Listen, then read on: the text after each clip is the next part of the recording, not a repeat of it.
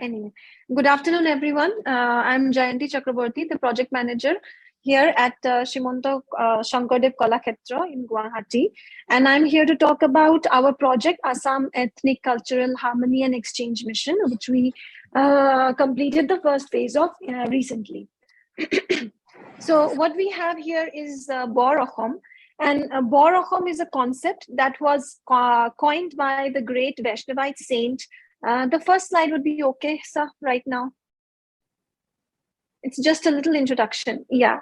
So Bor Ahom is actually a term which was coined by the great Vaishnavite saint, Srimanta Shankardev, in around 15th century, which entwines the whole of northeastern states under one umbrella, and which is a kind of an example of great diversity, but yet the diversity is strung with one string of harmony and culture. So right now we are 8 states in the Northeast, and we have been facing a lot of external pressures from many different kinds of agencies, unwanted agencies. But Assam has been withstanding such pressure since a very, very long time. And this project that we have undertaken is just to handle that for future. I think her internet is not stable. Can we move on to the next?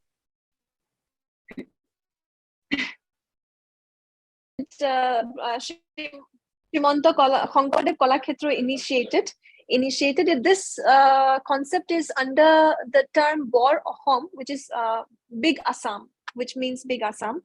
And his idea was to have all the northeastern states strung together under one umbrella, but very diverse.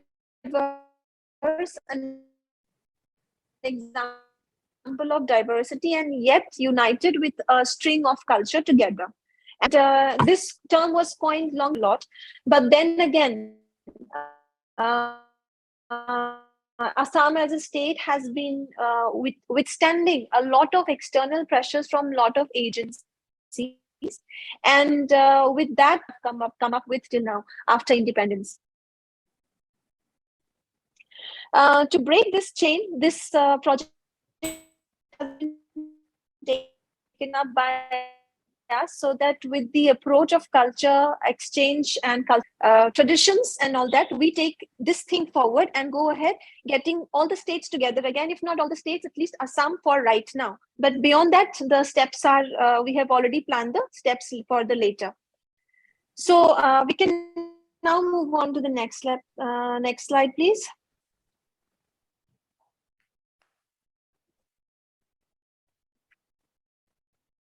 Thank you. So we are actually right now 8 states in the northeast of Assam, and Assam itself has over 30 tribal and non-tribal ethnic communities residing in the state. And within each community, we have a lot of differences, not just differences in culture, but I mean, your music, the music is different, the textile is different, the language is different, everything is different between all these communities, no matter what. So I mean, people have been, again, like the external agencies have been taking advantage of such things and breaking this state apart since a long, long time. And the tryst has been going on since a very long time. And we, as Assamese, has been facing it since some time. So to gap this, the main intention of this project is to gap this bridge and build a kind of society wherein everybody knows each other and everybody is aware of each other's talents, and then we accept each other also and understand each other as brothers of the same state and of the nation. So this is the main aim of the project, and so that again the concept of Bor Ahom comes again into being from now onwards. We can move on to the next slide, sir.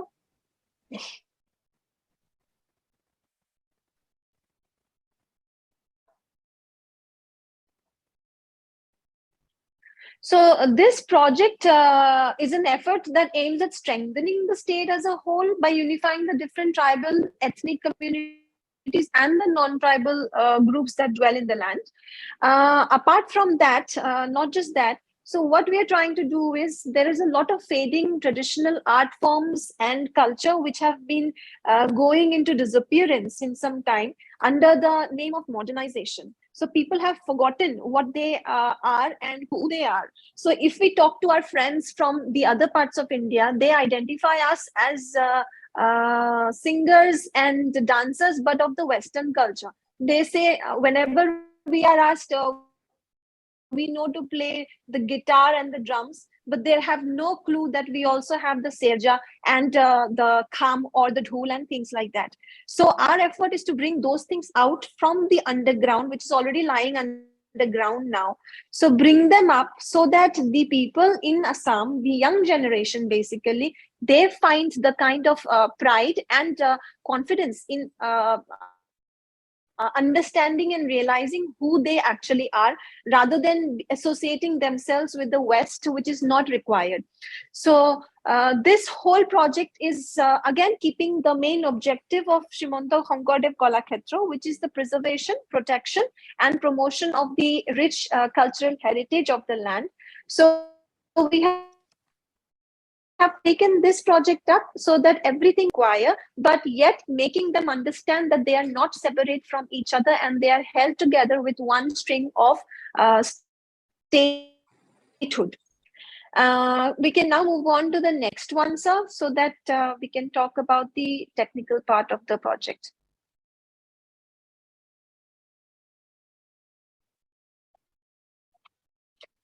Okay, so in the first phase, we touched 20 out of more than 30 odd communities that reside in Assam. We have right now, for the first phase, we chose 20 communities. From 20 communities, we chose 30 participants from each group. And we held 5 workshops separately. So the first workshop, we had Boro, Tiwa, Tayahum, and Motok. For the second workshop, we had Missing, Hajong, the T tribe, and the Nepali. For the third workshop, we had the Karbi, the Dimasa, Sonwal, and Kus Rajbangshi. Fourth, we had Rabha, Kus, Deori, and Moran. For the fifth and the final one of the first phase, we had Thengal Kosari, Singpho, Vishnupriya Manipuri, and Chutia Janagoshti. So with them, we have completed the first phase, and the first phase was not easy for us to assimilate. Initially, there was a lot of homework that we did. So whatever we showed on the stage and whatever people got to see, including the newspaper cuttings and everything, that was actually just the tip of the iceberg, because the homework was much more that we had to do.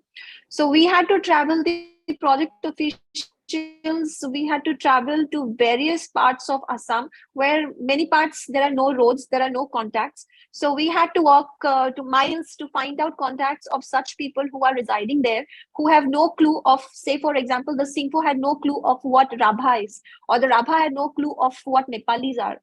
So we went to such places, picking up and choosing the right candidates. And the criteria also, we had laid down a lot of criteria for choosing the candidates, because we couldn't just choose them on the basis of art and culture. Art and culture is important because they are supposed to know who they are, what they belong, so that at least they can share it with the other communities who were participating. But now the most important criteria for us was to find out such kind of people who could lead, who after the workshop, who could be attached with us and who could also influence the society and lead the society towards a proper strengthened society, which is rooted and not influenced by little things around.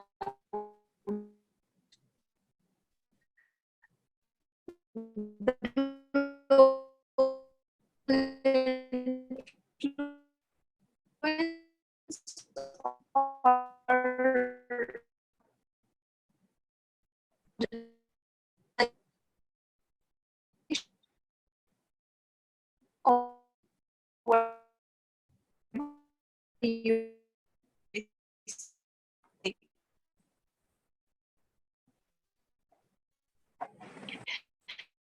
the challenge faced there because we Ma'am, there is like a network renowned issue from show your end. done. Probably if she puts the video off with the existing bandwidth, probably we'll be able to serve that. Otherwise, we are not able to hear anything. Can you hear me now? Did you miss the previous parts, ma'am? Yes, we missed the previous part, though we are hearing you now. Ma'am, can I just Ma'am, shift to another because room there is like perhaps? a network issue.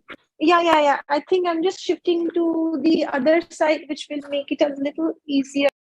The choices and the selecting the candidates from around.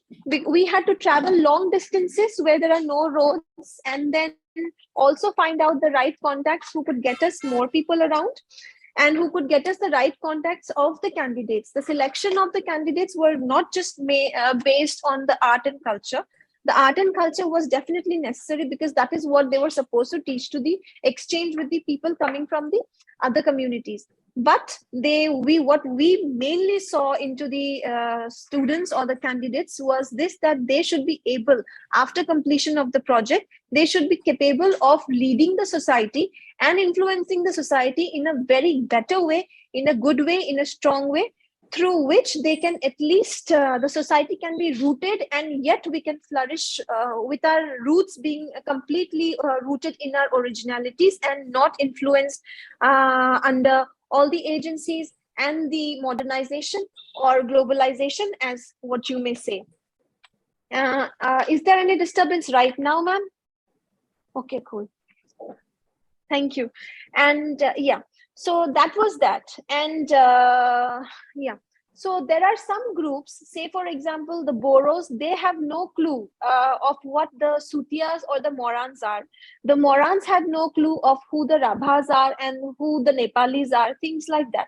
So there is a huge gap in between, not just amongst say for example, the other parts of India wouldn't know Assamese as Assamese. They only know Assamese. They don't know the other cultures which are seeded inside.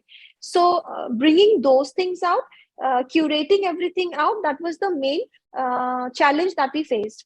Next was this, that we had to curate all the syllabus to teach the other communities about the other community.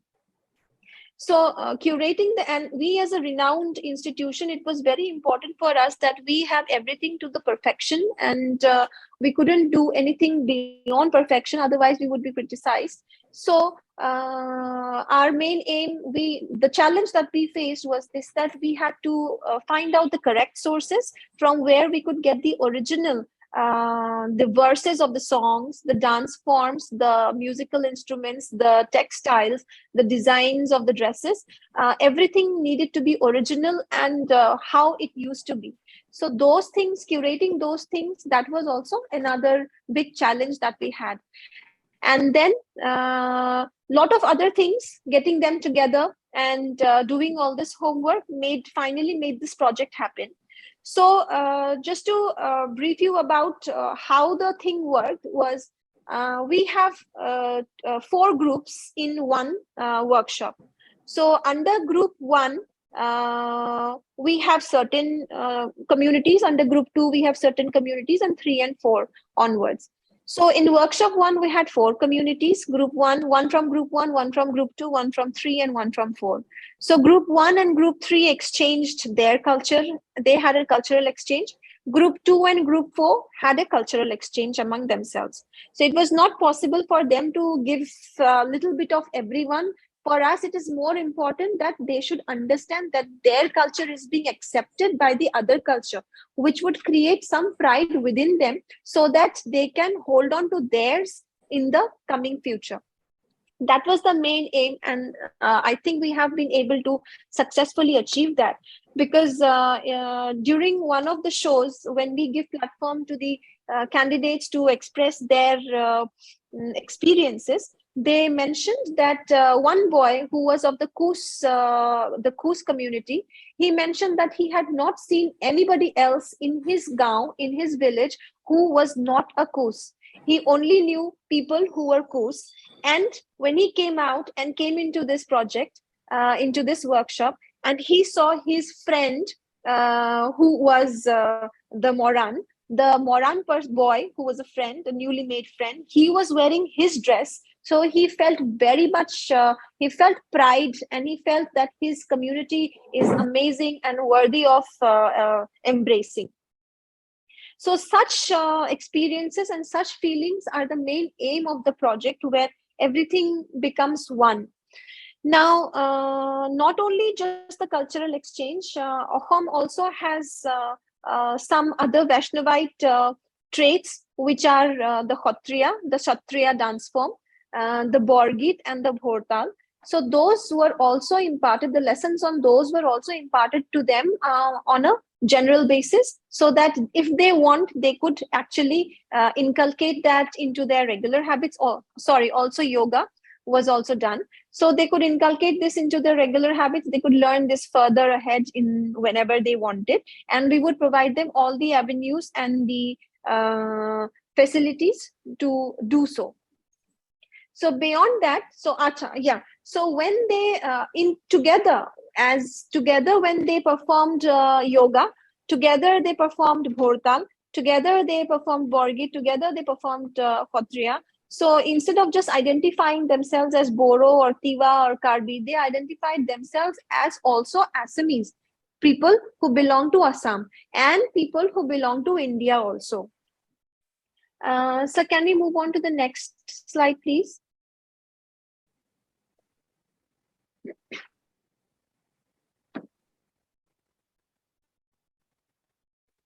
Yeah, so this is just a little few photographs of workshop 1 and workshop 2. So in workshop 1, we had 120 boys and girls from Boro, Tiwa, Tayahom, and Motok communities. So the Boros learned and exchanged the culture with Tayahom, and Tayahom with the Boros, obviously. And similarly, the Tiwa and the Motok group, they exchanged their culture, apart from learning yoga, Bhortal, Kshatriya, and Borgit. The second workshop, we had again 120 boys and girls from the Hajong, Tea tribe, Nepali, and Missing communities. So the Missing and the Tea tribe communities, they exchanged, and the Nepali and the Gorkhas, the Hajong people, they exchanged their culture. So it was very amazing to see. On the right corner, bottom right corner, there is a photograph of a girl. She's playing the drum there. If you can see that. So this girl comes from the Missing community. She had never had any friends or never known anyone from the Tea tribe community. So she is playing the Tea tribe drum, and her friends the Missing friends are doing the Tea tribe's Jhumur dance there. So such kind of things have created that confidence in themselves and also in their own culture, and that is what the success of the project is all about. So can we move on to the next slide, sir?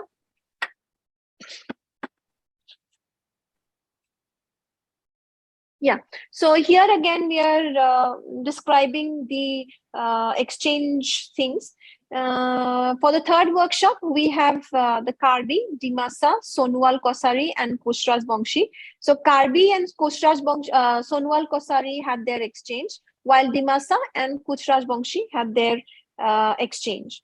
For the fourth workshop again, the Rabha and the Deuri had their exchange, while the Kus and the Moran had their exchange. And like I mentioned a little while back, this boy from the Kush community, he was extremely proud to see his friend dressed in his Moran friend dressed in his Kus attire and dancing and singing their songs, because he had not known anybody before meeting these people that anybody else could be anything other than Kus. He had no realization of that.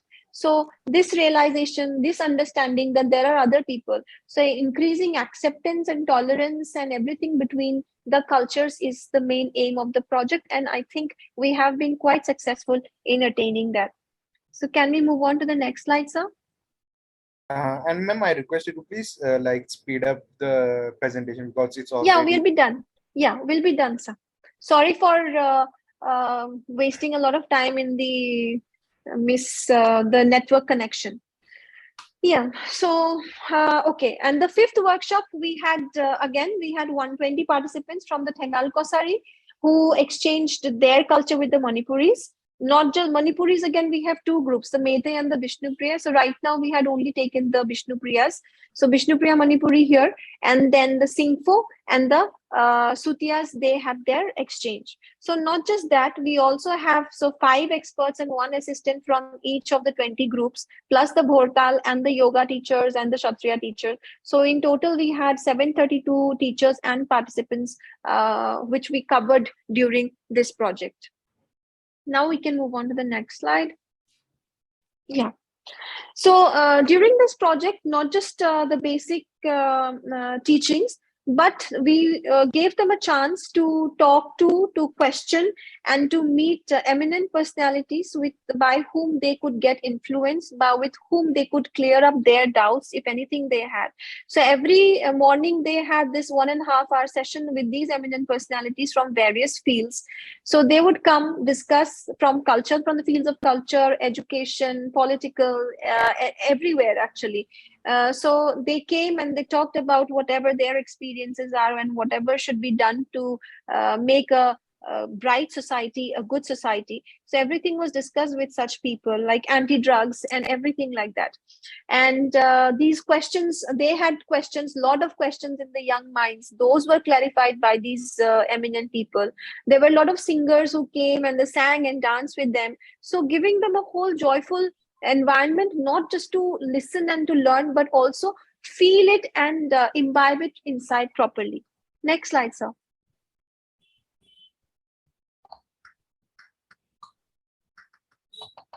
Okay, so the importance of this project is I think this is a government-led project. And there are many institutions and groups who have often criticized every government-led initiative since the last so many years. But this project, we have had such people who have joined us in the various events of the project, and they have spoken words of high appreciation about this event. And my intention of mentioning this is to bring to focus the kind of wave of unity that this project has been able to bring in the society since the last few months we have been holding it. And I have also mentioned what about the awareness and all that in the slide here. So this project has been successful so far in creating awareness amongst the youth, and that is I have already spoken of.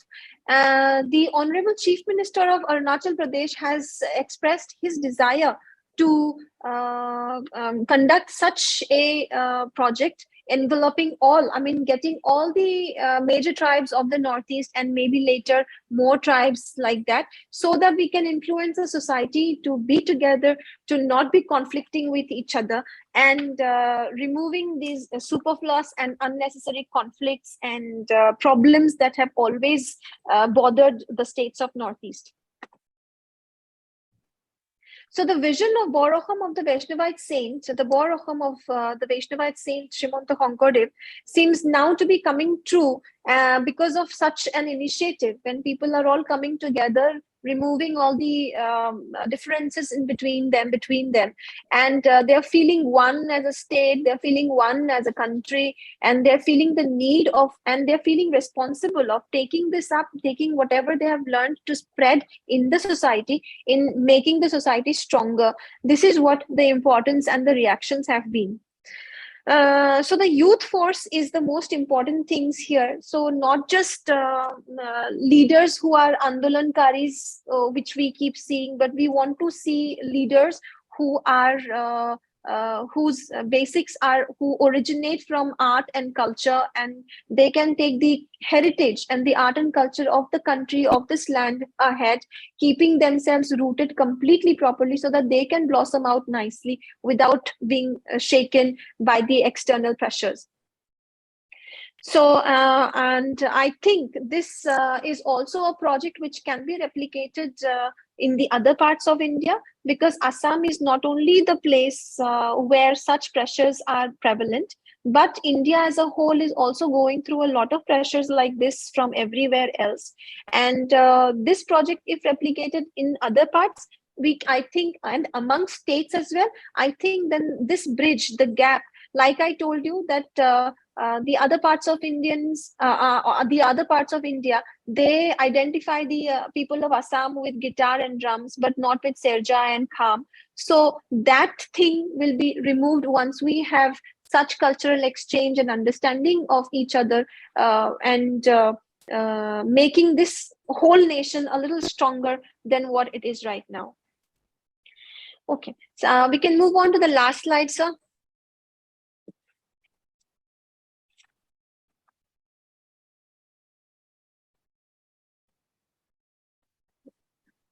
So like I'm saying, so India is Assam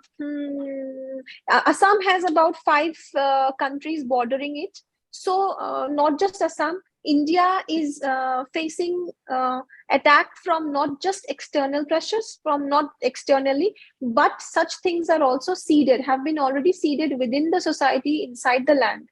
To fight that, we cannot use the army.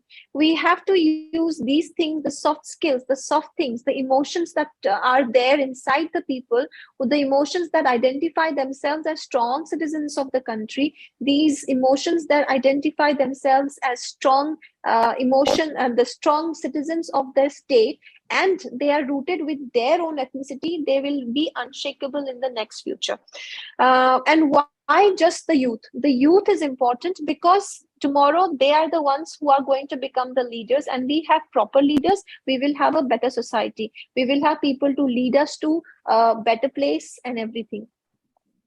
Regarding development and everything, yes, it is required, but more than development right now, what is more important is the human development. And this project is the need of the hour, because this is what we are focusing on, the human development, the personality development. And with this, the other development will take shape, and the other developments that are made will be maintained in the future. So saying this, I would like to thank everyone for listening, and again apologize for the network connections which took away a lot of time. Jury members? Yes, Jayanti, in fact, your project is quite in line with the Prime Minister's program of Ek Bharat Shresth Bharat. Yes, it is exactly, but only thing that has not been implemented on a wider scale, whereas you have implemented at least in Assam.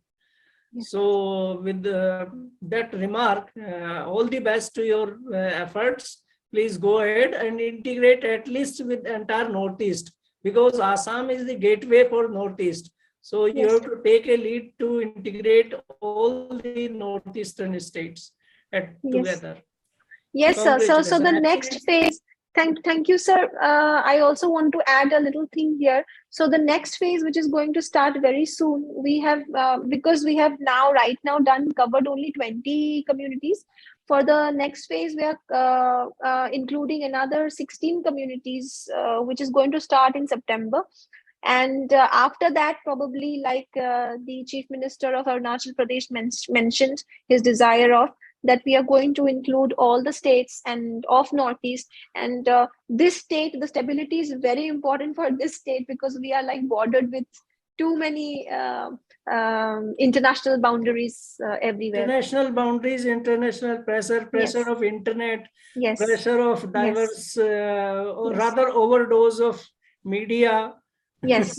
So these are deterrent factors to our culture. So we have to keep deep rooted in with our culture.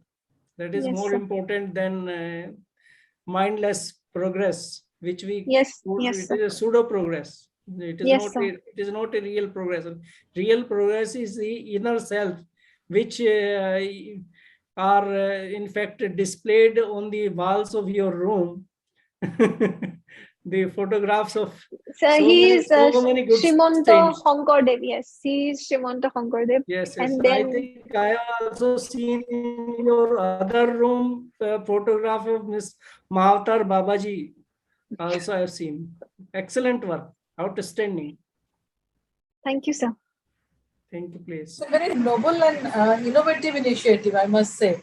So I fully agree with you that it needs to be replicated across the country, because India has got a lot of ethnicity, and the way we are having communal disharmony, this is one sure short way to soften those barriers between different communities and religions, and things like that. So by the way, you had 5 workshops. What is the duration of each workshop? 15 days, ma'am. So every workshop we had Okay, I 15 was days. wondering. No, I understand. I was wondering that how. I mean, you can't do it in 2 days, 3 days, 5 days. There are too many things to be covered. So 15 days many is things. good. Yeah, 15 days And is on good. on the 15th day, the last day, we have a show, and we invite everyone around, and they display whatever they have learned, and they will do it with a lot of So that's also confidence. another way of having an exam through entertainment. Yeah, exam also, and then boosting up their confidence. Yes, Yes, for entertainment for them, yes, for everybody. Yes. Yeah, I think it's a very good concept. You must showcase this across the country in a larger platform. SKOCH is one, but you need to go further, because this is in national interest. Yes, ma'am. Completely in national interest, and touching the softer part of human heart. Yeah, you must write about this to maybe a MyGov portal or somewhere, where you get national attention. Okay, yes. Because we still are much smaller, the audience. It needs to draw a bigger audience. Yes, ma'am. Maybe Thank you for the comments. Maybe you can think of going towards a Republic Day ceremony, where at least from your organization you can send a troop or something like that. You have to think. You have to think how you can go to a higher visibility arena. Yes, ma'am. Yeah. Good luck. Thank you, ma'am. Thank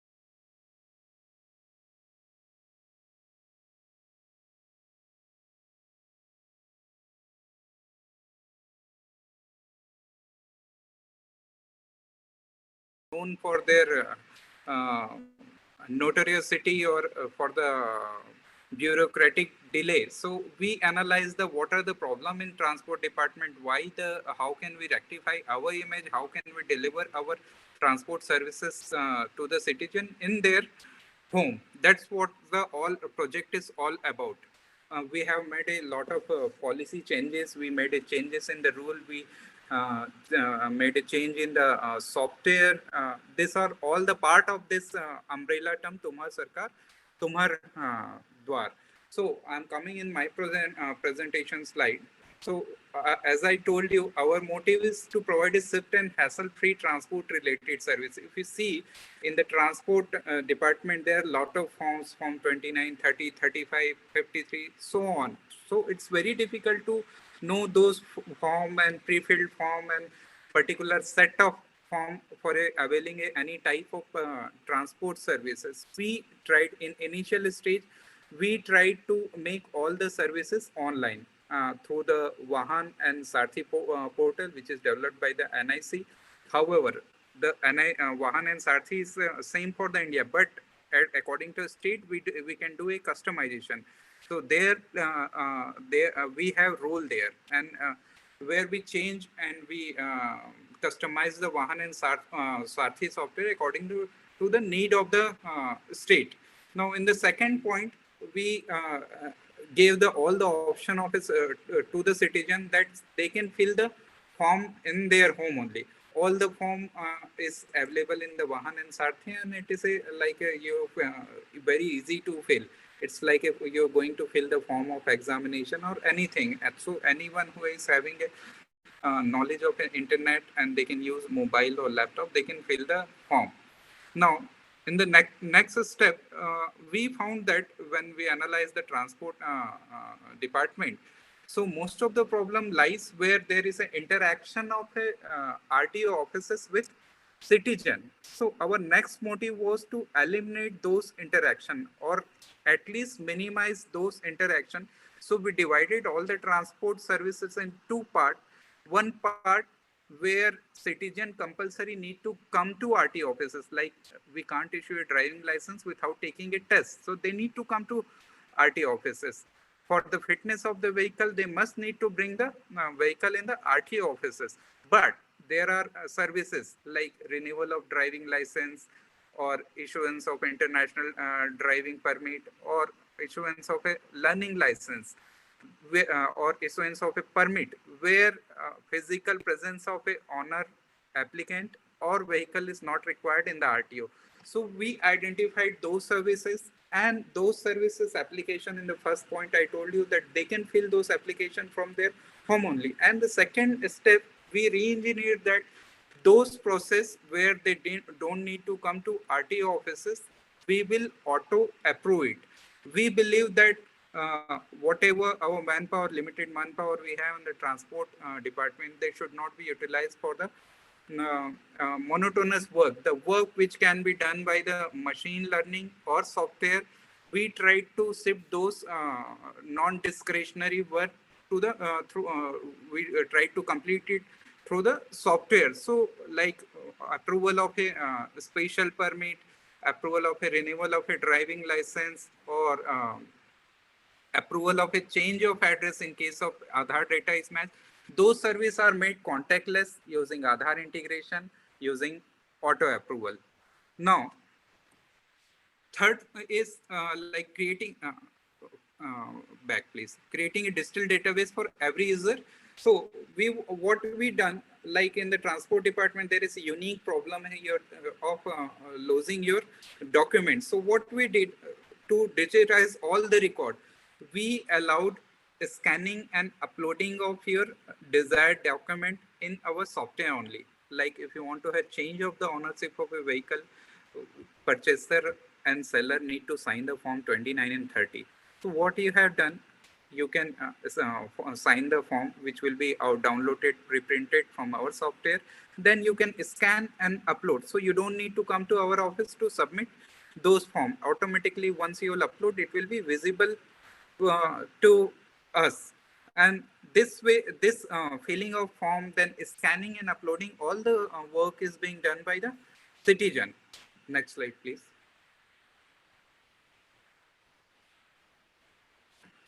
So this, what I explained, that online filling of form, scanning and uploading of a document by the citizen, this has one more motive for us was a COVID, because in the post-COVID era, it was very hazardous to touch the paper.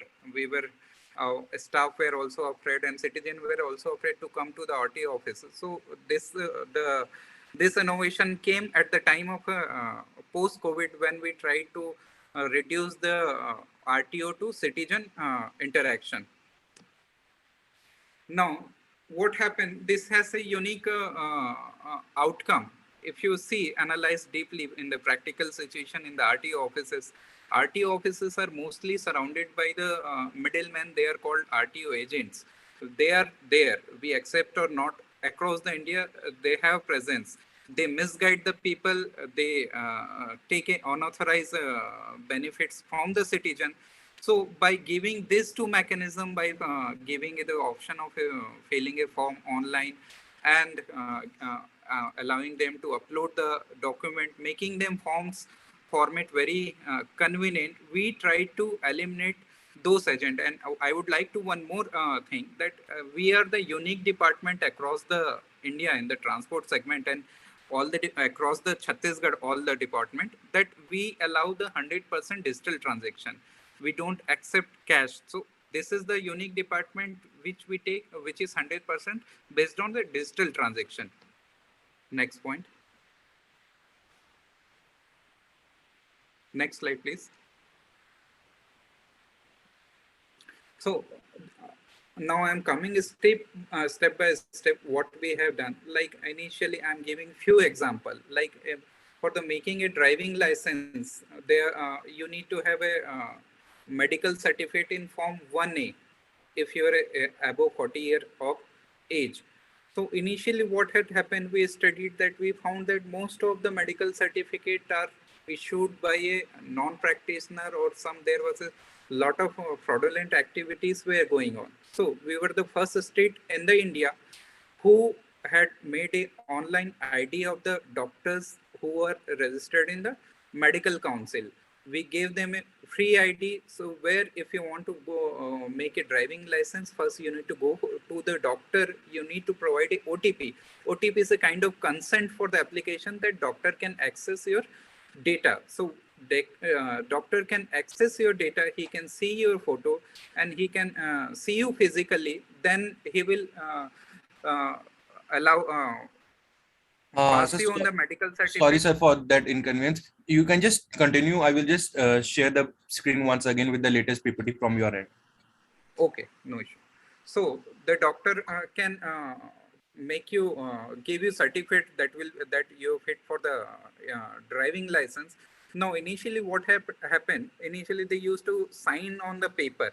Now post COVID we removed that, and doctor just need to put a yes or no in our software using their ID, and the immediate moment on the real time that will be reflected in RTO offices. So there is a one, this is again the re-engineering, and this is the unique, which was firstly done in the Chhattisgarh. Thereafter, many other state has, like Madhya Pradesh, Odisha, they have replicated the our model. Sir, I will be running a latest presentation from your end. So just Okay. please have a look on this. And do let me know from which slide should I start with.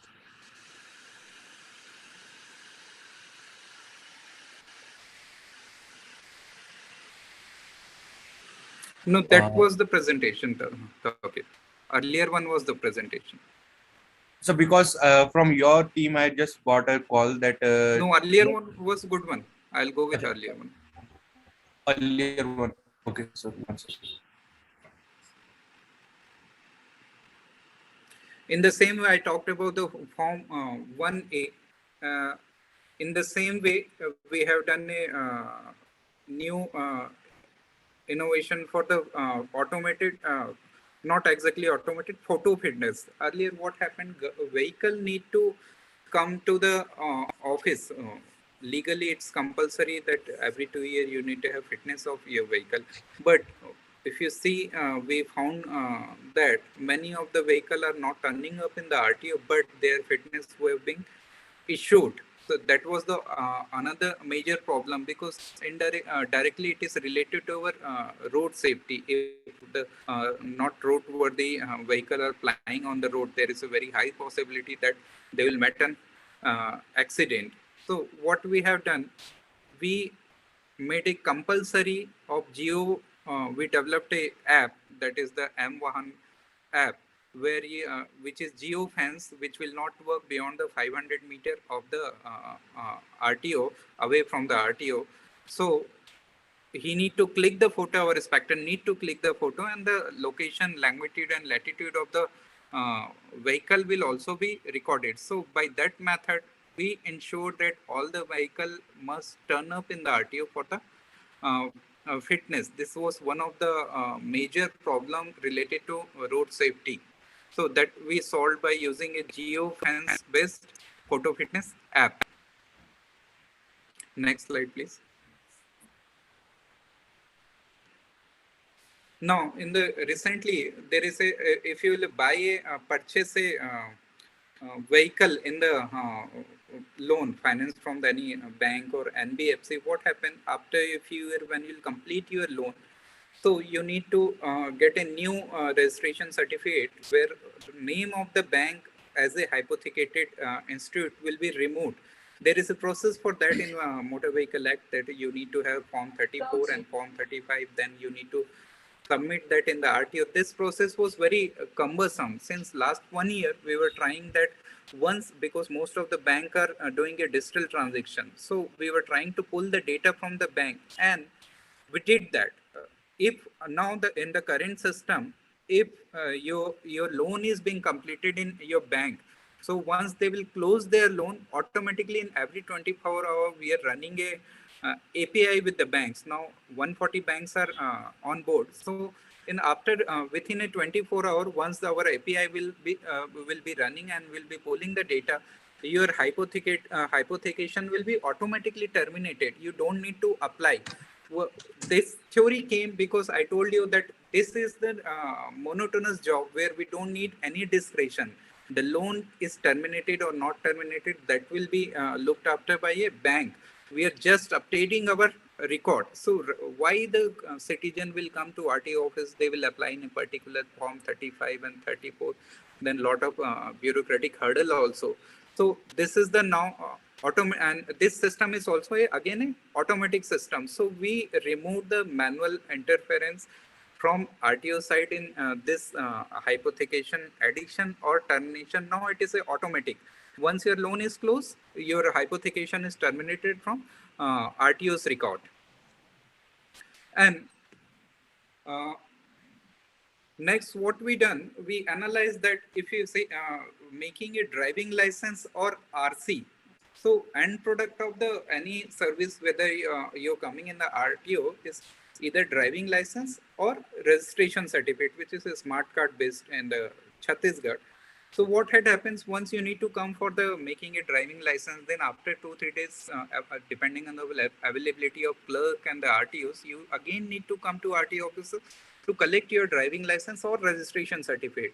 There is a very much of a process delay. There are a lot of nuisance. So we analyzed that, and we found we did a study of other state also, and we found we evolved a new method. Like initially, now we are printing all the driving license in RC, and RC in the centralized location of Chhattisgarh, that is in the Raipur. For all the state, we are printing DL and RC in the Raipur only, and we have agreement with the speed post, and we are sending it by post. So within 7 days of approval of DL and RC, we are able to deliver the DL and RC in home of the citizen. And our delivery rate is the very good thing about this is our delivery rate is 99%. Means we are able to deliver the 99% people their DL and their RC in their home. And it is started from last year 1st June until now. We have delivered more than 12 lakh DL and RC in the home of the citizen. Next, please. Now, what would be the back slide, please? When we are delivering the DLRC in the citizen home of the citizen, there is one advantage that people are not going to the middleman. They again don't need to visit the RTO. But at the same time, we as a department, we also have a revenue advantage. Like many vehicles, we have 3 types of taxes in the Chhattisgarh: lifetime tax, quarterly tax, and monthly tax. Like goods vehicle give taxes, a tax to department in every 3 months. So many times they default the tax. So in that case, we need to go to their home, or we need to serve a notice to their home. Earlier, it was very difficult to go to home or they find their home to get a revenue recovery. But because of this speed post system, because the citizen home is verified by third party, that is the speed post. So now most of the home we are able to identify, our rate of recovery of a tax has drastically improved. That is the advantage to department.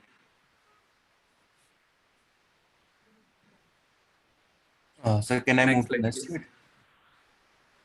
Next slide, please. For geofencing, I explained you earlier. Aadhaar integration, I would like to tell you that we are the first state in India who has integrated the transport services with Aadhaar integration. Like if you can integrate your, that is voluntarily, if you can integrate your Aadhaar with your driving license or RC. So let us assume if you are going to change your address in the driving license, or if you want to renew your driving license, or if you want to make a international driving permit, for if your driving license is not Aadhaar integrated, then you need to come to office for giving us a biometric. But once your Aadhaar is integrated with your driving license, then you don't need to visit to RTO offices for giving your biometric, because we are pulling the your biometric from Aadhaar server. So through Aadhaar integration, we tried to make our services faceless, where the citizen don't need to come to office if they have integrated their transport RC or DL with Aadhaar. Next, please. As I told you, it was a old data. More than 11 lakh smart card DL and RC is disbursed in a span of 1 year. And this month, it will be more than 12 months. And as I told you, we are the first state in the India where DL and RC services are integrated with Aadhaar. We are the first state in India who is issuing a doctor medical certificate, that is called Form 1A, for above 40 year of a citizen who is applying for the driving license. And as I told you, we in the DL and RC delivery, our return rate is just 1%. This is unique because this delivery is done by other states also, Maharashtra.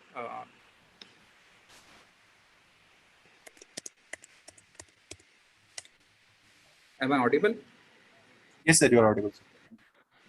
This delivery is also done by other state, but such a high rate of delivery is not being done by any other state. 98.9%, that's too high, because what we are doing through, when we are processing any application, whether it is in the dealer point, when the dealers, automobile dealers are selling the vehicle, or whenever we are making a driving license, we ensure that all the address should be accurate. It should be reachable to a postman. That's why our delivery rate is unique, and this is very high. And as I told you, this is the one step where we have refined our services. We allowed a easy filling of form. We allowed a uploading of a document. We allowed a home delivery of the DL and RC. Apart from that, we are in the process of moving one more step, that we are rolling a form collection from the home of the citizen. That is the name of the that scheme is Mitan. Mitan is a Chhattisgarhi word again, which means is a friend.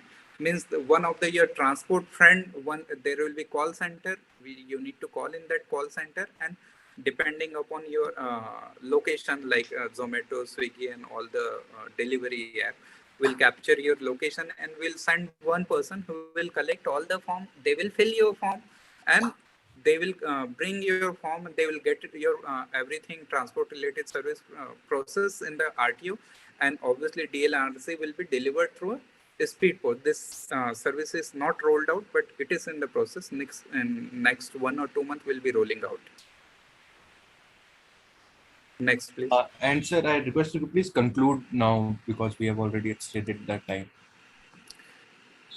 And apart from that, we have one noble initiative which is not anywhere in India. That is the Parivahan Suvidha Kendra. It is like a transport facilitation center. Even after doing a lot of online work, there are a lot of citizens who, or mainly in the transport segment, who are not comfortable in filling the form. So we have authorized a multiple person, around 1,000 person, who will be having a laptop, camera, and they can fill the form of a citizen. If citizen wants to get their form filled through them, so that they should not go into clutches of an unauthorized agent, and their rate is fixed, which is a minimum 200 rupees. So if you're technically you're not competent to fill the form, then also there is a, in the every corner of the city, every mohalla, you have a transport facilitation center where you can get your form filled. So this next slide please. So this is the overall our initiative, which we have done. A few initiative we have done first time in the India, but few initiative like home delivery of RC and deal by speed post. But we are again unique because we built a whole ecosystem. We studied how to fill the form, how to make service convenient for the citizen, and how we'll deliver the service to their home. That's what is our whole philosophy. That is the name of our service. That is Tumhar Sarkar. Tumhar Dwar means government at your doorstep. Thank you. Jury members. Thank you, sir. Very good project. In fact, except Mitans, I think no state is doing this Mitan concept. Yeah. This is a unique concept which you have implemented in your system. This is a very good system of helping citizens. Thank you. Excellent work. Yeah, Thank I you, have sir. I have no specific questions to you. It's excellent and very useful to the people because they get everything online from their at the house. And now with India Post, you are delivering them at home, so everything is at home. And Right. overall, ma'am, all our services are integrated to each other. We have not done anything in the silos. So one way Yeah, it is linked to another, and a very overall our comprehensive, a aim very is to comprehensive deliver the package. service in home. Thank you, ma'am. Thank,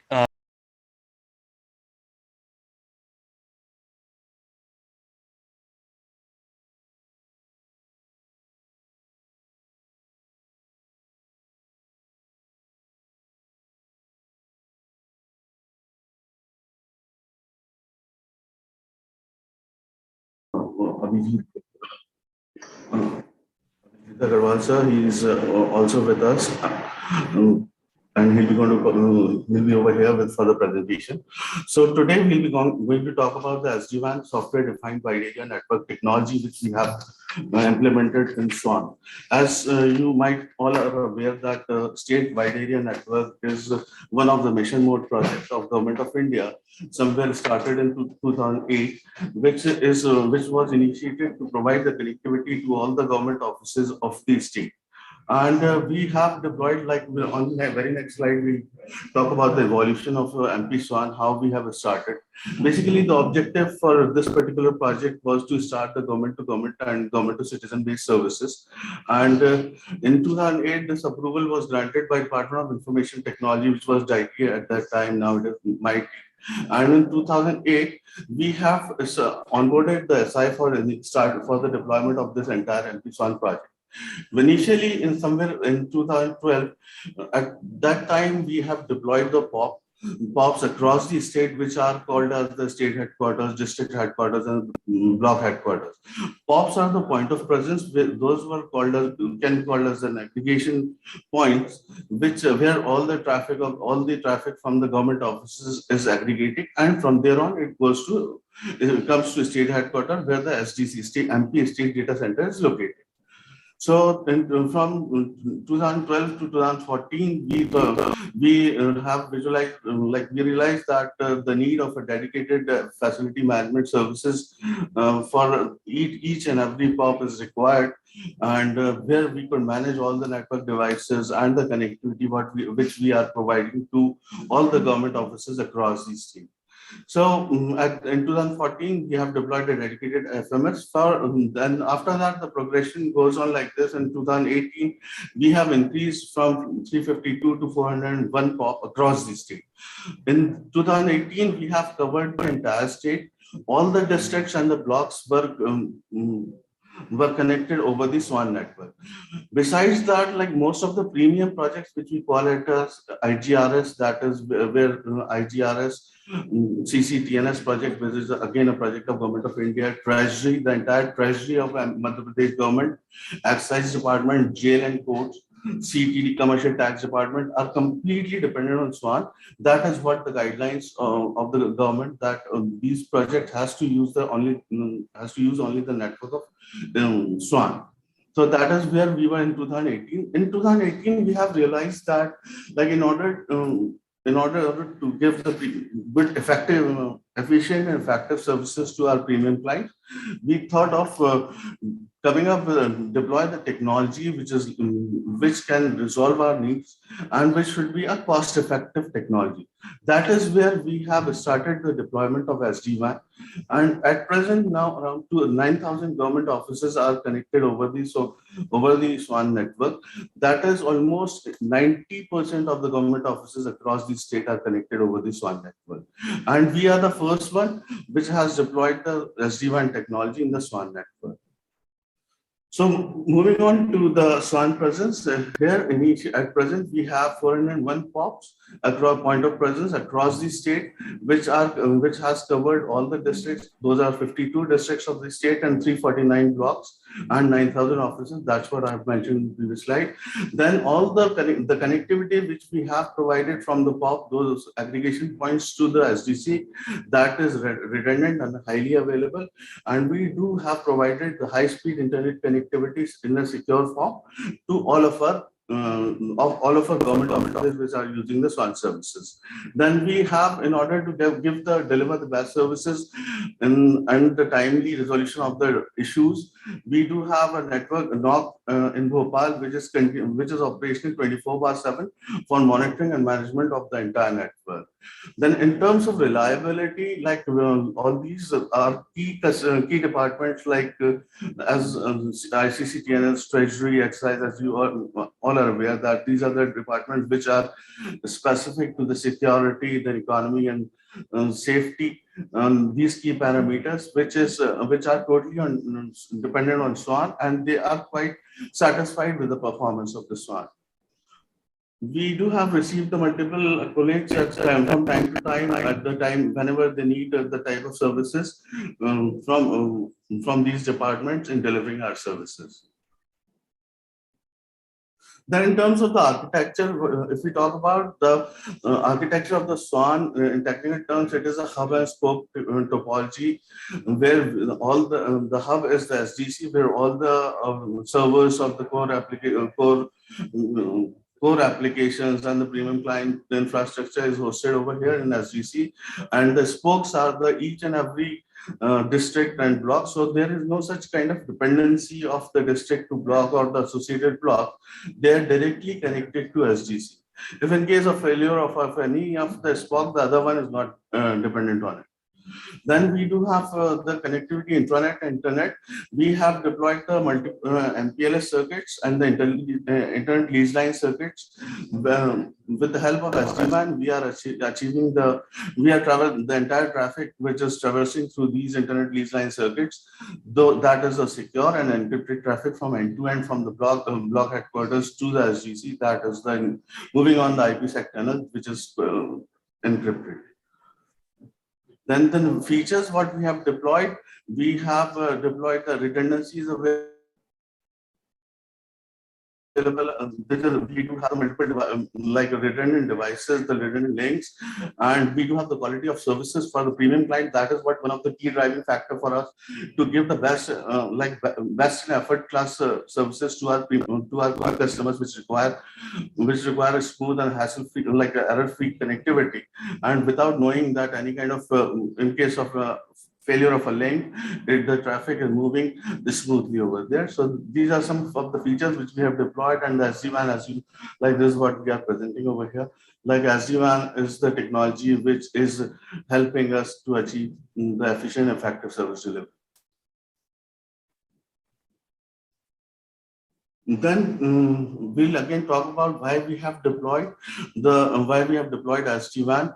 So somewhere in 2018, like all of our devices which we have deployed across the SWAN network were end of support, which were declared we were not having a valid support. Then the option was available with us that either to upgrade the devices on the same old legacy technology, but are we able to, after upgrading, are we able to achieve the benefits what we can achieve, or the type of services what we were planning at that time, somewhere in 2018, or that we would be able to deliver those kind of services. Then for if we talk about that, for any kind of services, or if we want to deliver in terms of the prioritization or customization of the traffic, then it requires a manual intervention at each level, because all the devices which we have deployed were standalone, and we were not able to deploy any kind of policy which could be pushed from centralized one location, and we could decide the policy and implement it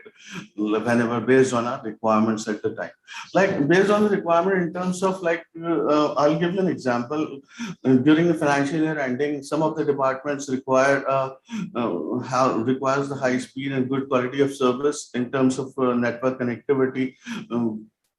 So for that, to define the policies at that particular period of time, and similarly, that is somewhere in March at the end of financial year, whereas any other department requires at the time of disaster, specifically in a rainy season, where some of the home department specifically requires a kind of prioritization in their connectivity, and where they have to deliver the efficient and smooth services. So these kind of different type of requirements, which requires the customization of the policies, which we earlier we were not able to do it like on the fly basically, and we could not push those policies across the network, and that was what we have observed as a major challenge. Then the SWAN we have declared somewhere as a protected system.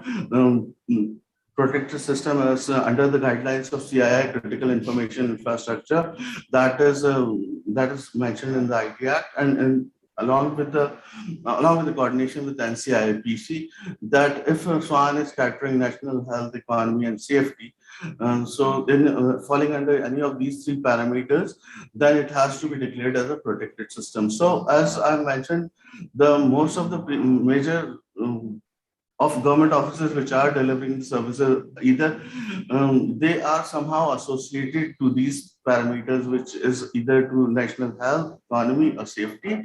So that is the reason where we have declared the SWAN as a protected system.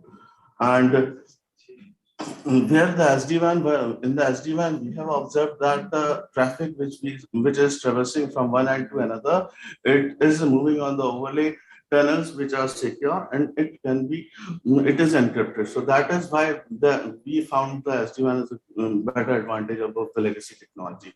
Otherwise, what we have to do, like we have to deploy a separate security device, and which requires a huge capex over there. Apart from that, we have to deploy the manpower at all the 401 locations, which involves huge costs, and the bandwidth option. The bandwidth was quite expensive, as we were not able to use the cost-effective options for the connectivity with our legacy network, like FTTH nowadays, or any kind of internet designs and all. So that is what where we have observed that the bandwidth cost was quite high in the legacy network. So these are the major reasons which like forced us to go for the SD-WAN as a technology.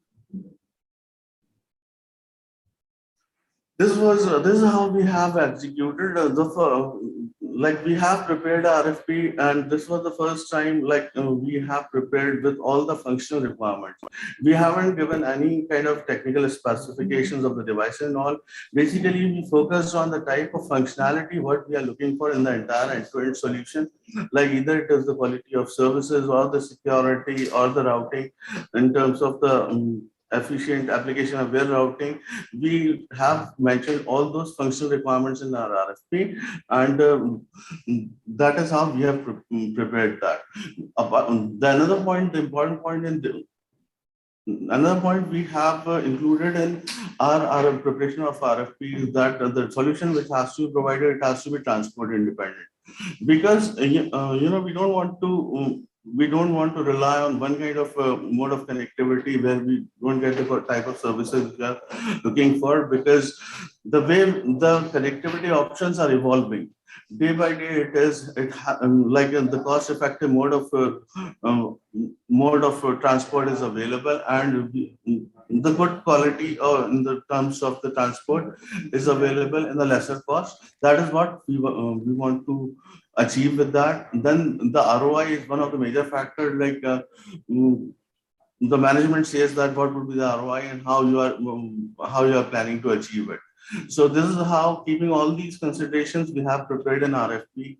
Then we have selected the vendor based on that RFP, and after, like, across India, we do have interacted with other states and found that the selection of vendor or the success of this the RFP was one of the major challenges which has been observed by many states, and that is one of the major reasons that we are the first one to deploy SD-WAN across India.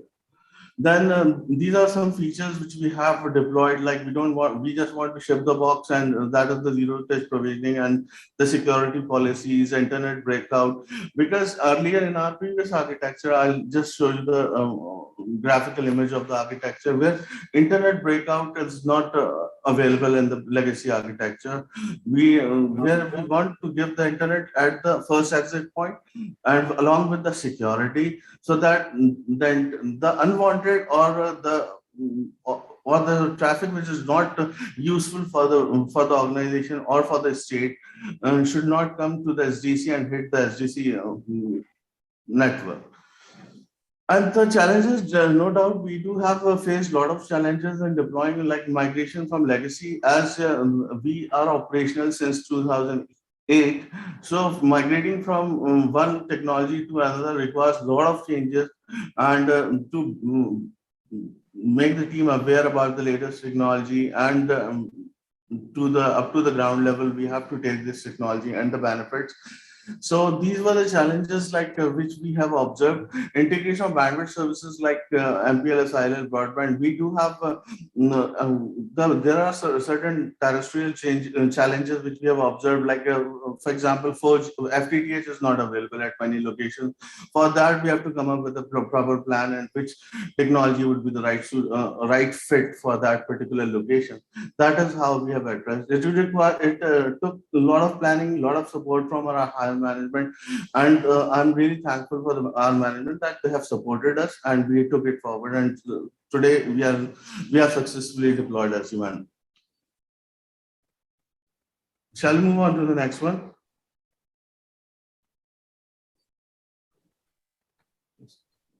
So this was the previous WAN architecture, how we have connected our entire network, where you can see that this was a flat architecture where we have connected up over the MPLS links.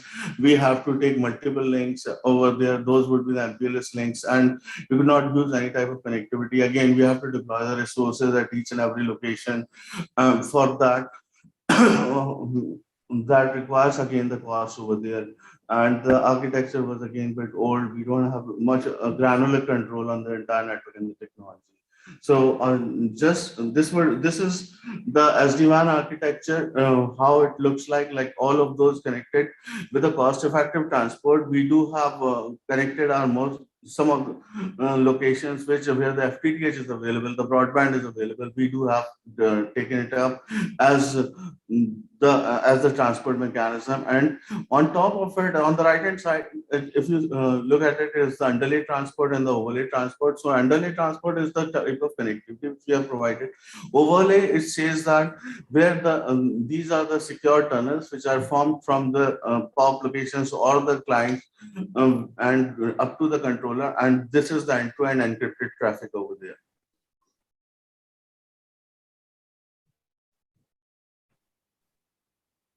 These are the ROI and benefits. If you talk about like on the lighter green, this was the before SD-WAN. This is the achievement. This is these are the this is per year savings in terms of deployment of SD-WAN. The FMS we have saved around 4 crores per annum. Then for the bandwidth cost, which was exponentially high, 13 crores we were spending in the bandwidth cost has been drastically reduced to 6 crores per annum by the use of deployed technology. And earlier, where we were using the lesser bandwidth circuits, now we have deployed the higher bandwidth circuits for the for our for providing the connectivity to all of our POPs, which is translating into higher bandwidth to all of our government offices, clients basically. And the capex, the third point where we say that if we migrate it from migrate to the legacy technology, this would be the difference. Then we do have, as these are the benefits what we have achieved, that the transport independent model what we do have a granular control, like up to the application level level monitoring the type of application, the traffic which is moving via network. That is what we could monitor and control and we could define the policies as per the requirement.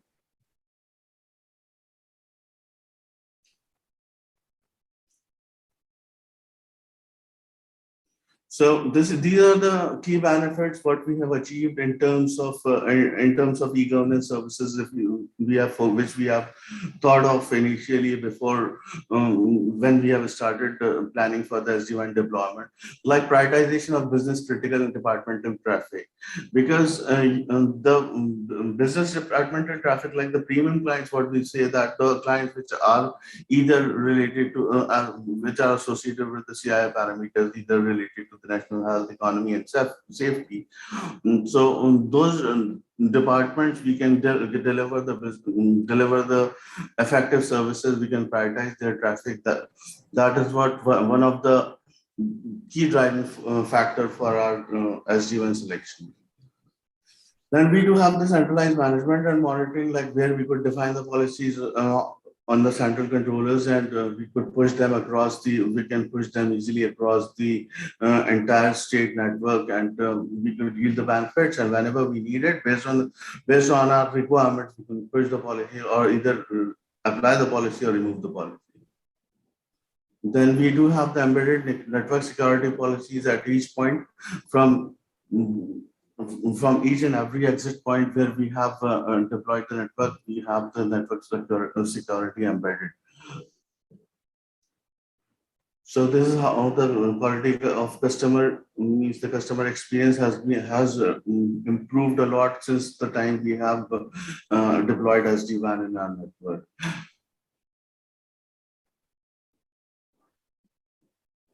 So just an overall achievement, like we are the first one in India to deploy SD-WAN technology in the SWAN network. This is the model which has been followed by some other states, like where they have requested guidance and support from us. Chhattisgarh is one of the states which has deployed SD-WAN, like where they have asked for our guidance.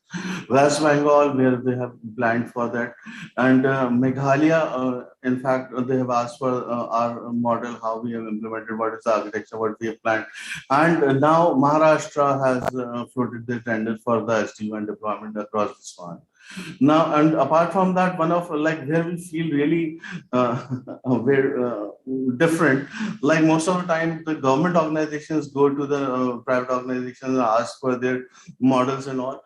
Here we are the first state government, I think, where the private organization, non-government organization came to us and asked for the guidance and support in terms of SD-WAN deployment. DB group, Danik Bhaskar is the group which DB, I have just kept the abbreviations over here, where they have, it is quite a big group. Like hope you. All of you, the jury members and all, everyone might be aware that Danik Bhaskar is one of the leading newspaper, and they have multiple. It's quite a big group over there, where they came to us and say that how you have deployed the SD-WAN, and like they analyzed it as a success model, and we have portrayed all the benefits what we have achieved out of it. So these are the few things about our project which we would like to highlight in front of you all and the respected jury members. So Thank you, sir. Very exhaustive presentation you have made. And congratulations for implementing such a good network, which other states are also eager to emulate. thanks a lot, sir. Thanks a lot Yes. for your According kind to, words. yes, sir. According to DOT policies, all such projects, networking projects, are supposed to utilize Make in India products as far as possible. So have you also used Make in India products, switches, routers, and all that based on Indian manufacturers? Yes, sir. As per the MSME guidelines, we do have like deployed like wherever the LAN connectivities and all, where the lesser number of we do have the lesser number of users. We have like we have deployed the Make in India products, and we do have incorporated the MSME guidelines in the product. The second issue is that there is also a project called BharatNet. You have indicated in your presentation that you have used RailTel lines for your project. Is BharatNet also helpful in some way in your state?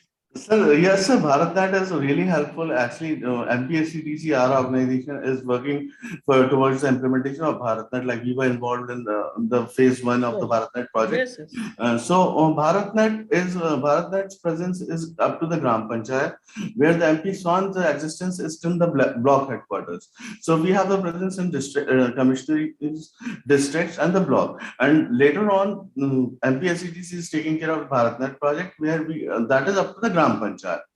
So that is how we are dealing, how we are managing both the projects. So in all the BharatNet Gram and Panchayats in Swan. your state, BharatNet is working? Yes, sir. BharatNet, we have in the phase 1, we have deployed 12,006 out of 23,006 Gram Panchayats across the state. In phase 1, we have covered 12,006 Gram Panchayats. In phase 2, has been given to BBNL earlier. BSNL is the implementing agency for the deployment of laying of fiber, and MPSCTC is the nodal agency for that. And up till now, the remaining out of 11,000 Gram Panchayat, we have covered almost 7,000 Gram Panchayat, and the remaining, which is under execution. And hopefully mid 2023, we would be covering all the GPs of across the state. Thank you, sir. Thank you, please. Thanks a lot, sir. It's a very timely upgradation to a software-defined network WAN. So that way you have done well by. Thanks a lot. And of course, you have improved the efficiency and reduced the cost. That's fine. When the new innovation comes, new technology comes, how fast will you be able to upgrade? Ma'am, definitely we would be, whenever the new technology comes up, like I'm really thankful to our management. In fact, MD sir, all the project directors, managing directors and all, they are quite supportive.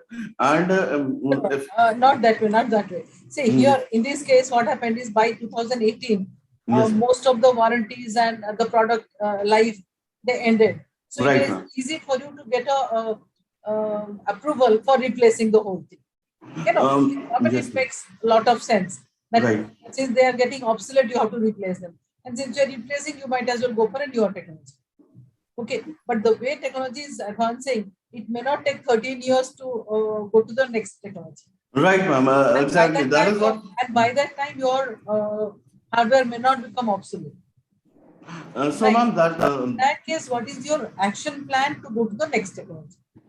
Exactly, ma'am. In terms of like, if we look at the architecture of SD-WAN, where the controller is the brain, and controller is again a software which has to be deployed on servers, where the entire policy. So upgrading the servers is not a very like something which can be done. We are taking care of the SDC and the remote end devices, which has to take controls from the controller, the controller which is deployed in the SDC over here.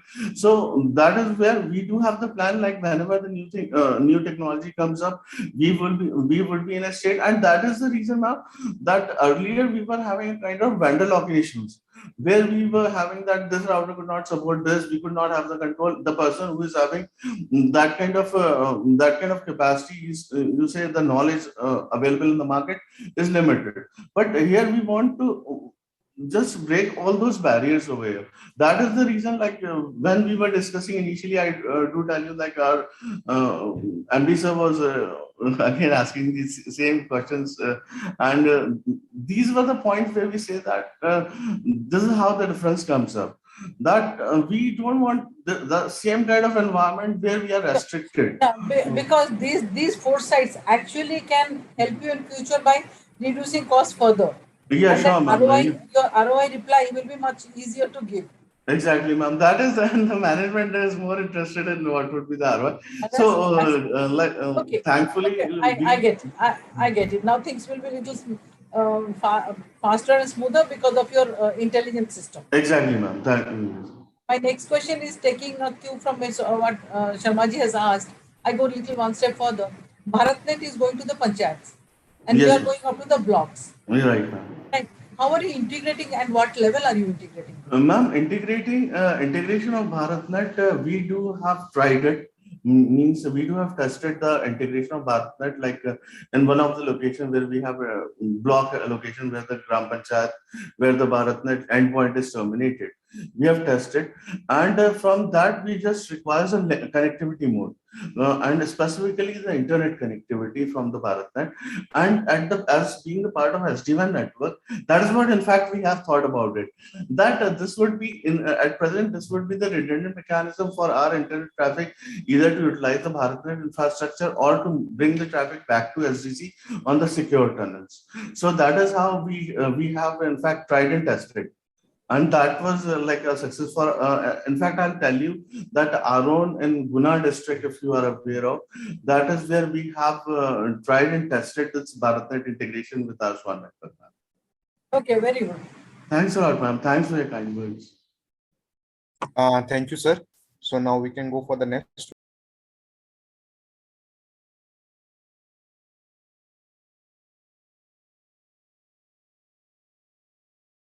You can start, sir. Slide to purchase.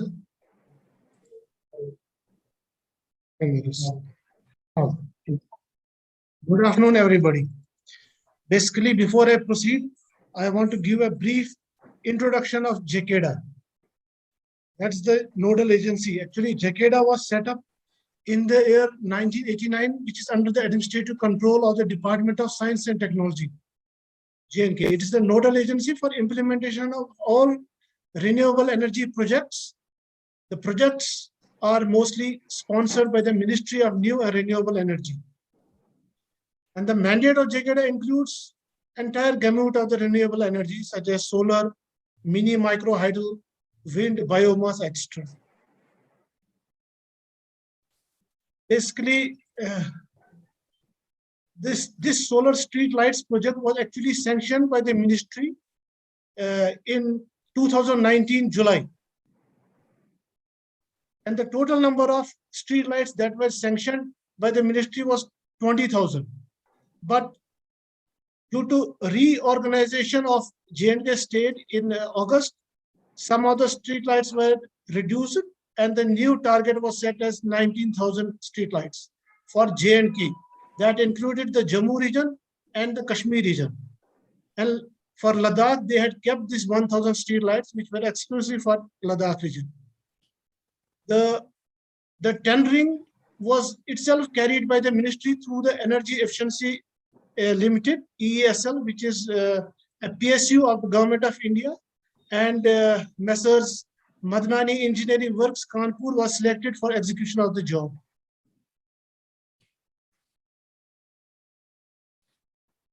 The solar street lights, basically it comprised of a 12-watt luminary, and all the street lights were covered with a 5 years comprehensive maintenance contract. The project 90% of the funding of the project was sponsored by the Ministry of New and Renewable Energy, whereas rest 10% was met out of the J&K UT capex budget. Out of the 19,000 solar street lights which are proposed to be installed, 10% street lights had a remote monitoring system for monitoring of the street lights remotely. Basically, it was for the first time that any street light could be monitored from anywhere with the help of this remote monitoring system. Secondly, what made this solar street light project unique was its implementation through the SSL portal, which was for the first time designed by the ministry along with the mobile app. So once the project was completed, you don't have to submit the completion data manually, which was a long run process.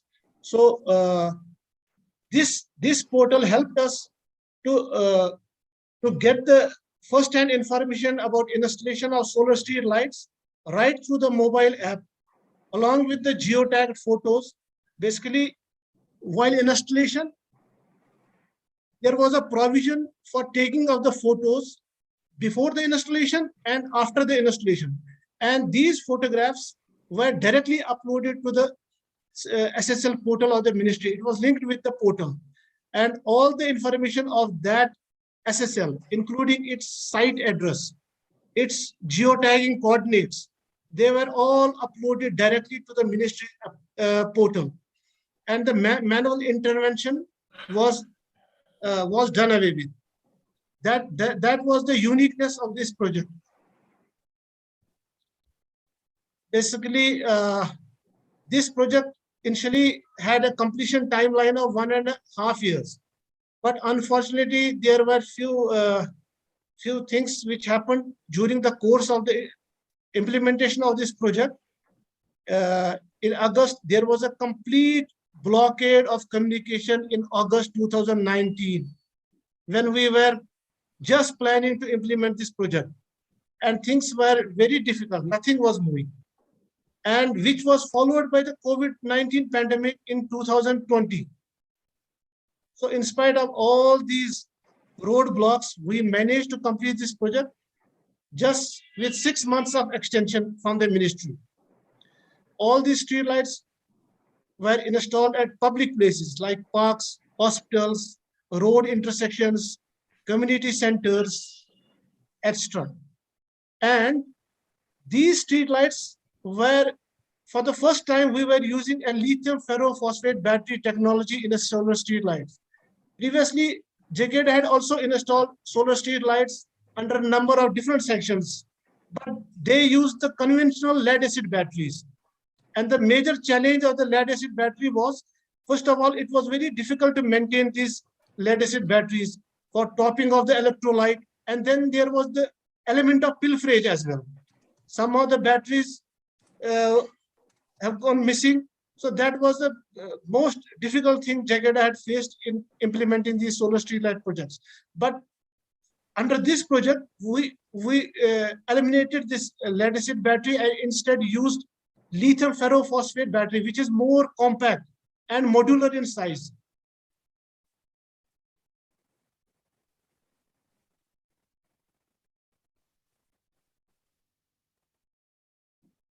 Curbs on the movement of J&K in the wake of its transfer, which I had already discussed.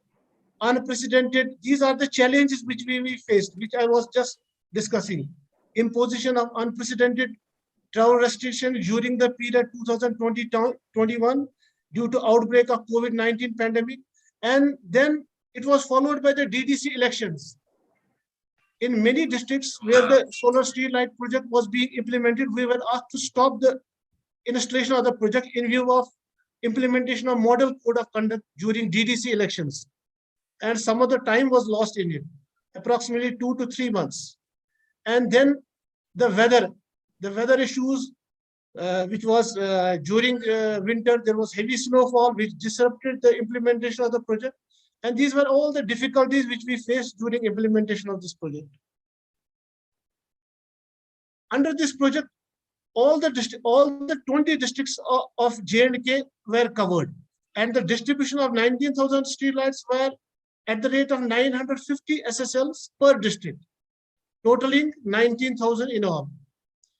And for actually complaint registered, we had generated this 24/7 helpline. Whenever there was any complaint regarding functionality of the solar street light, there was a toll-free number which was pasted on the pole of the street light itself. So any person could directly contact the installer or the agency through this 24/7 helpline. So this was a big relief and advantage for the public. And these complaints were directly transferred to the installer, who could make the street light back to function within the shortest possible time. And lastly, the issue of pilferage of the battery was also eliminated, as the battery was just fixed below the solar module, which is at the top, above 5 meters from the ground. So it was very difficult for anyone to steal these batteries. So this was a big challenge which we met. And these are some of the photographs where the street lights have been installed, some religious places, some parks, at road intersections. And it was very beneficial for the public, as per the feedback we got from the general public. Now we'll come to the replication of the project. Basically, with the success of this project, which was implemented by Madnani Engineering, Kanpur, J&K government replicated this project and provided solar street lights for different panchayats under different grants. There were DDC grants, there are BDC grants, there are Panchayati Raj funds which have been made available to JKDA for procurement of these street lights and installation in different panchayats, villages in rural belt, which was a very successful project. This was replicated just immediately after completion of the project. We replicated this project in the year 2021-22. And now, during the current financial year, we are also planning to implement a similar project with a larger quantity for the current financial year 22-23, where the funds have been made available to JKDA, and JKDA is contemplating to install these street lights in the leftover panchayats which were left out earlier.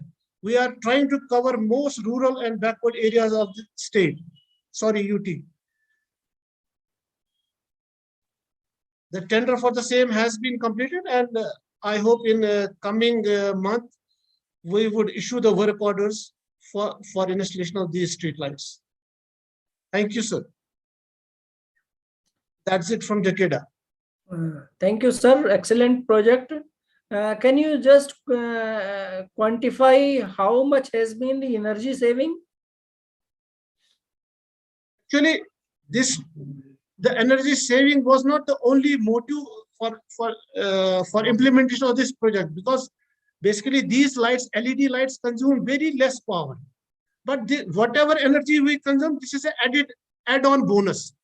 But the main purpose of this project was to illuminate the most backward and those areas of the UT where we don't have grid supply. That was the main objective. And the energy saving is an added benefit. With each solar street, we would save 12 watts. And as you know, the average run of this street light is from dawn to dusk. That's for 10 to 12 hours. So we can, I don't have the figures, but I can make them available. But the main purpose was just to illuminate, not to save energy. Saving energy is an added bonus. Surely, surely. So by how much time you plan to cover the entire UT with these lights? Yes, sir. Actually, in this project, the demand, basically we have gone for a rate contract which will be applicable for the current financial year. Any demand which is coming from any panchayat, any district development commissioner, basically all these demands are routed from the respective district development commissioners' offices. The demand is, and we are compiling this demand, and we are targeting 20 to 30,000 solar street lights during this year, which will cover, I think, 70 to 80% village of J&K. Okay. That's our target for this current financial year. Okay. Next 2-3 years, you will cover the entire UT. Yes, sir. Sure. Very good. Thank you, sir. Thank you. Sir. Thank you. Thank you, please.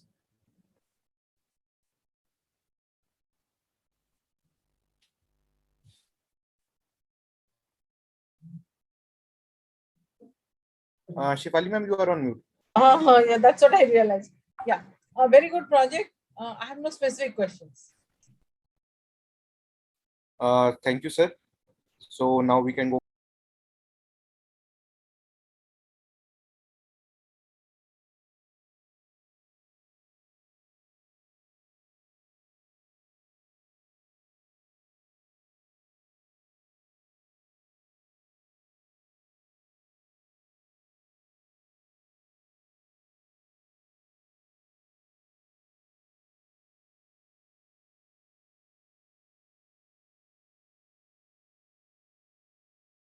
Presenting today about MSME ecosystem in Rajasthan.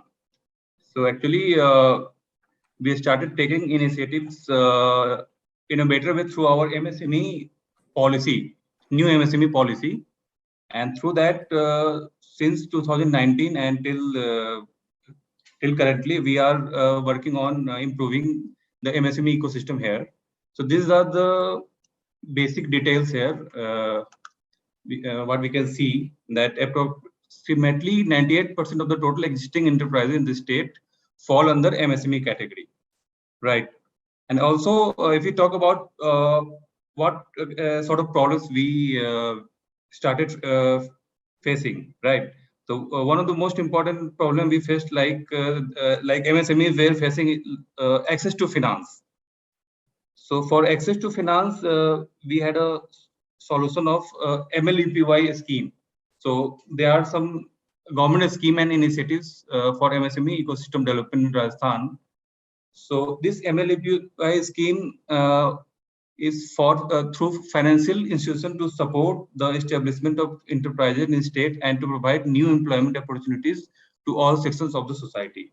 Like we are providing interest subsidy to MSMEs. If someone wants to take loan of 25 lakhs, we are providing 8% interest subsidy, and so on. 25 to 5 crore, 6% interest subsidy, and 5 crore to 10 crores, 5% interest subsidy. For this, we have MSME investment facilitation centers in all DICs, district industry centers, and through those DICs, we are supporting all MSMEs in Rajasthan. Also, there is a Rajasthan Investment Promotion Scheme. Through this scheme, we are supporting in terms of generating employment opportunities and promote rapid and economic growth of the state. Also, if we talk about the major benefits through this scheme we are providing, like interest subsidy in form of 75% of CGT due and deposited for 7 years, employment generation subsidy in form of reimbursement of 50% of employer's contribution towards employee ESI and PF for 7 years, exemption from payment of 100% electricity duty for 7 years, exemption of payment of 100% land tax. In the same way, market fee, mandi fee, stamp duty, and conversion charges. So these are the key benefits through the RIPS policy we are providing in Rajasthan. Also, to motivate industrialists and business in the Rajasthan, we are providing Udyog Ratna Award scheme we have. So we are providing award to the industrialist in like 4 categories. 4 award categories like micro, small, medium, and another is in weaver category. Right. So 1 lakh cash prize is being given, and a letter of appreciation and a shawl is being given to those MSME enterprises. And One more thing is RMSEFC. This is the like a kind of facilitation council. So through which we are providing facilitation, all kind of facilitations to MSMEs. Currently, we have constituted 9 MSEFC, and total meetings have been done to 71 meetings, and total project cases 2120, and till date we have disposed 490 cases through this RMSEFC. If we talk about MSME support to MSME last 4 years here, so more than 12,000 acknowledgement certificates issued under Rajasthan MSME Act 2019 till date. Also through Mukhyamantri Laghu Udyog Prasan Yojana 2019, and provided interest subsidy against loans to MSME to establishment of operations. Number of applications were 14,961. Sanctioned loan were 3851 crores, and subsidy disbursed 9.55 crores. And currently we are introducing new MSME policy, and what we are innovating in this policy is like ensuring sustainability of providing risk coverage for MSMEs, focused on quality improvement on MSME products, technological support through institutional setups, ensuring entrepreneurship development support, promoting healthy competition amongst MSMEs. So these are the key features. There are 12 features of our new MSME policy 2022, like ease of in access to finance, land and infrastructure development for MSME, smart industrial areas, cluster development. There will be more focus on cluster development thing, capacity building and skilling and training to MSMEs, support to achieve global competitiveness, marketing and business development support to MSMEs, export promotion assistance, promoting trade and services. And this is the 10 number is the most focused by our CM itself, like empowerment of entrepreneurs from women, SC, ST and disability categories. For that, we are providing additional industrial plots to them, like this to these category people. Also, support in environmental conservation, award to best performing enterprises. So these are the key things we are taking forward in our state. And these are the details, some of the details of these key features. If you look at like in access to finance, like MSME raising funds through SME capital markets, accidental risk and safeguarding MSMEs. If we talk about land and infrastructure development, we are providing skill development centers proposed MSMEs, micro sector industrial park development through PPP. If we talk about support to global competitiveness, establishment of product-specific center of excellence, R&D centers and testing laboratories, cluster-level competitive development programs. So additional incentives is also being provided. If we talk about capacity building, skilling and training, promotion of skill upgradation and existing workers, operators and technicians, training program for specialized skills. If we talk about marketing and business development support, we are providing organizing participant in national international fair seminars, expos, support to MSMEs in government PSU supplies, facilitation of e-portal services and e-commerce linkages to MSMEs, backward and forward linkages for MSMEs through summits, development of export guidance portal to MSMEs. So if we talk about I would like to talk about some additional thing, right? I will be talking about some additional things. So what are the innovative things we have covered? Like most important thing is ensuring sustainability and providing risk coverage, right? So risk coverage is the most important thing. Second is technological support. Third is entrepreneurship development support. And if we talk about future development plans, like we have 5 points for that. One is cluster development approach. We need to focus more on. Second is industrial and support infrastructure should be robust. Third one is we should be having more skilled manpower. Fourth is we should focus our more on ease of doing business. Like we should improve our ranking in that. Sir, your screen is not visible. No, that's presentation is over. So I'm Okay. explaining some additional things, right? Fifth one is entrepreneurship and startup development ecosystem we have to prepare. So finally, I would like to say till date through this MSME ecosystem development scheme, we have given benefit to around 50,000 MSMEs. And we are targeting at around to achieve like more 6 lakh MSMEs in next 2 years. So that's all from my side. Thank you. Ashish ji, good efforts. In fact, you have done so many things in MSME sector. Right, By the way, what is the ranking of your ease of doing business of Rajasthan state? It's current 8th rank. 8th rank. Right. So we are planning to improve. Next year we have just had a meeting with Commissioner sir, and we are targeting to come in top 3 next year. Right. So that's why we are focusing on more on these schemes and all. Right, sir. On what parameters do you want to improve? So parameters are like, as I discussed, like technological advancement is most important thing of MSMEs. Smart industrial areas should be there. Like or most importantly, facilitation councils are there. There are 9 facilitation councils. We are planning to improve to 15 facilitation councils.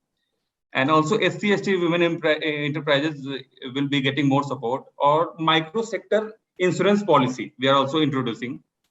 And another one is mini cluster development scheme we are introducing. So through these schemes, we are targeting to come under like top 3 next year. Right. Sir. Okay. Thank you very much. Good. Thank you, sir. Thank you, sir. I thought that cluster development approach, you have been doing it for the last 2 years. Yes, yes. It? And you have made a lot of progress in that, because you have identified areas where to develop those clusters, and they're self-supporting. Right. So this has not improved your rank? No. Actually, there has to be a many scenario, like ease of doing business, what sort of technological advancements you are doing. So overall scenario we had to focus on. Cluster development, yes, we are working, but at the same time we need to focus on overall scenario for ease of doing business, like land availability, electricity duty charges and all. So I believe you have a single window clearance for these, right? Yes. Like if somebody wants to develop infrastructure develop somewhere, then water, electricity, everything comes together in one thing, and you do have some kind of a SLA on granting those permissions. Yes, sir. We have that. You already have them working. Yes, that is working. We need to make it more robust, right? So through that we will be focusing on our targets. Okay, good initiative. Right. Thanks a lot, ma'am.